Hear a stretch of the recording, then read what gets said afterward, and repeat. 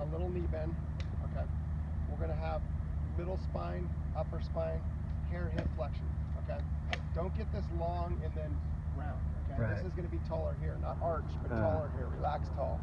Boom, boom, boom, boom, boom. Now, from this point, now you can turn, okay? And when you turn, when we put the stick here, it was going where? Outside. It needs to go trace that line. So you can just get a stick on the ground and trace it like that. It'll help you a lot, okay? So as you're tracing that line, you're making sure you're doing that. Now, if you had a hanger here, this thing would be on your right side, touching it, and then it touches this side, and then you have that turn. If you start doing it early, your arm's gonna be out here, and you're gonna start reacting by going this way. So we're gonna go here, here, you get it over here. Now, from here, you already know the hip flexion, but it's not hip flexion without what? So think about where hip flexion is at without any turn. Where's it at? What direction? Yeah. Over here, right? So Yeah. my head's, so if I had hip flexion and I turn, it's what direction? Down. So if I have hip flexion, my hips are square by left arm parallel. Are they not? Most Yep. people are, right? Yeah.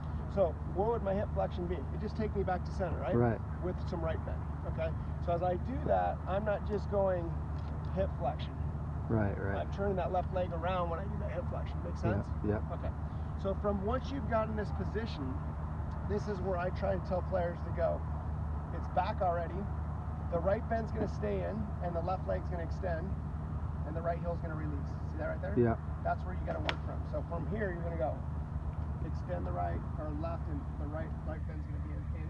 And then from here, we're going to do a lot of these where we extend, turn, and get a feel for this motion. So Yeah. it's going to be from here. It's going to go boom, extend, here. And so you'll get a feel for that too.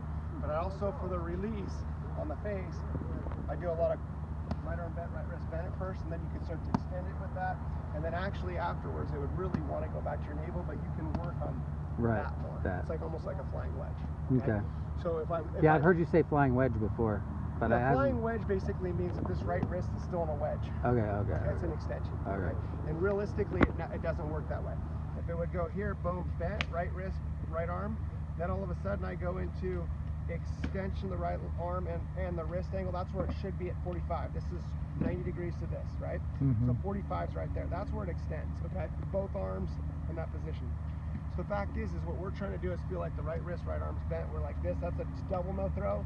This is a single no throw or a flying wedge, and this is what we really want. Make sense? Yeah. So that's how you're going to get rotated. Okay, so just hit a bunch of little shots. Yeah, I would, but make sure the face is square. A lot of double no throws, and with the face ready, and that arm won't want to go there. But I think the main reason you stood up first off was this to this, and your arm didn't have enough depth because you weren't set up right enough to go over here, and then you can start doing that. So you can definitely do it. So a lot of it, I mean, posture and the face. The face was open. It was just everything. Yeah. Posture, face, and